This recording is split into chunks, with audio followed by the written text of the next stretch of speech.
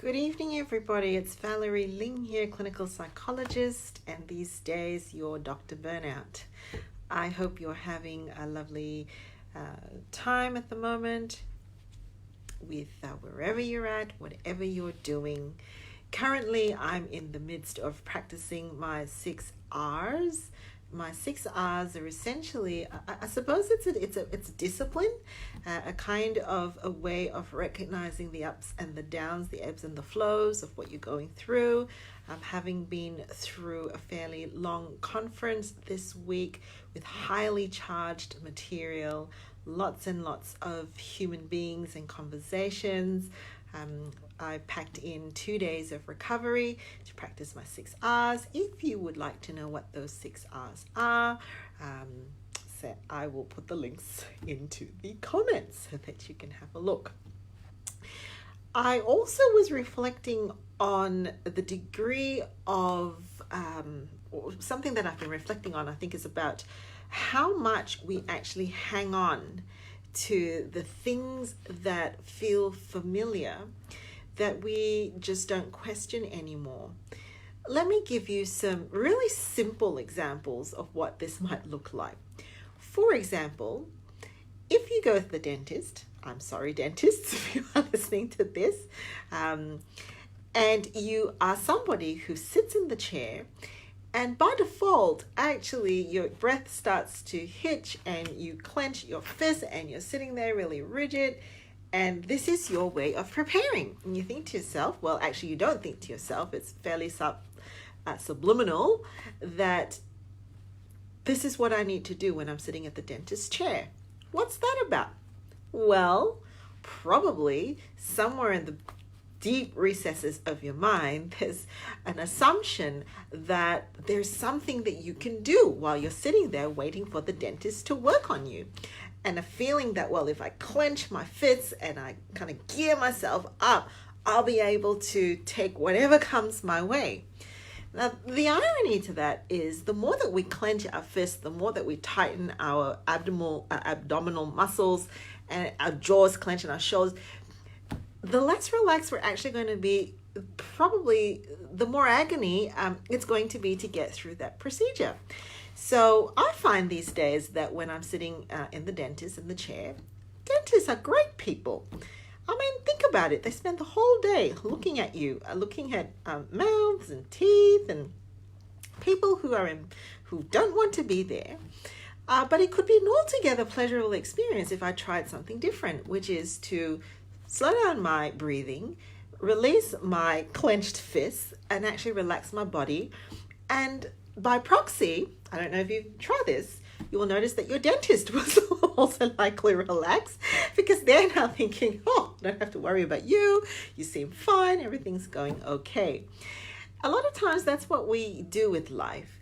We basically go through some motions that we think will provide us with a degree of control, a sense that we're being more prepared, a feeling like we've got to hold it all together. And the more we hold in our fists, the more we're going to actually be able to achieve or feel in control or hold it all together.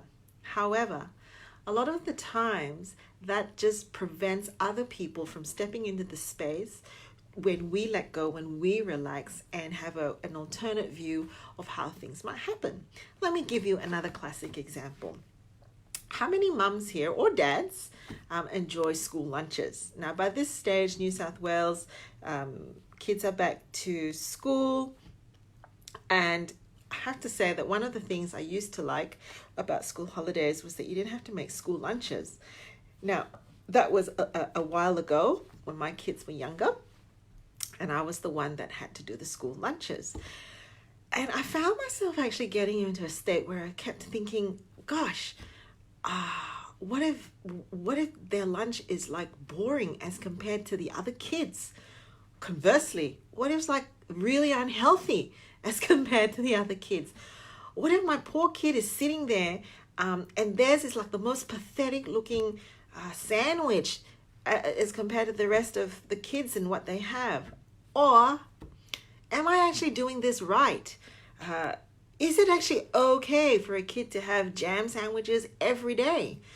Is it actually okay for them to have, whatever? And it's going around and around. And you know what? The more you go like this, like this, like this, like this, like this, like this, the bigger the headache gets, the more awful you feel about school lunches. And then you embody this belief that school lunches are evil. Some time ago, I decided to actually challenge that and release that a little bit and see what would happen if I actually engaged in some conversations with the family. For example, just saying, hey, tell me a little bit about, go and open the fridge. What do you see in there for your school lunch? Or go and open the pantry cupboard. Behold before you. What can you see for your recess? And the more I did that, the more I realized that my perspective of trying to stock things up and, get all this, like what I thought a sandwich needed to look like, was mostly in my head. When I actually opened up the cupboards and opened up the conversations, some light fell in because other ideas came in. Some reality testing came in as well. Yes, one of my children is perfectly happy to take some very basic sandwiches. Back then, when they were a kid, they explained to me because it impaired their ability to eat quick and go and play, right? Who knew? I thought like the more layers they had, more gourmet it looked, and no, it wasn't important to them. So when we're actually in this space where we're thinking we've got to hold on to things, we've got to juggle all the different balls in the air, and we've got to make it happen, there is a possibility, a slight and yet significant possibility that if we open things up, if we allow other people to come into that picture and we engage in some conversations, we might actually find a totally different picture. And we might actually find that we start to relax into the space that we're sitting in, and other people actually get to enjoy coming into that space with us. Have a lovely evening.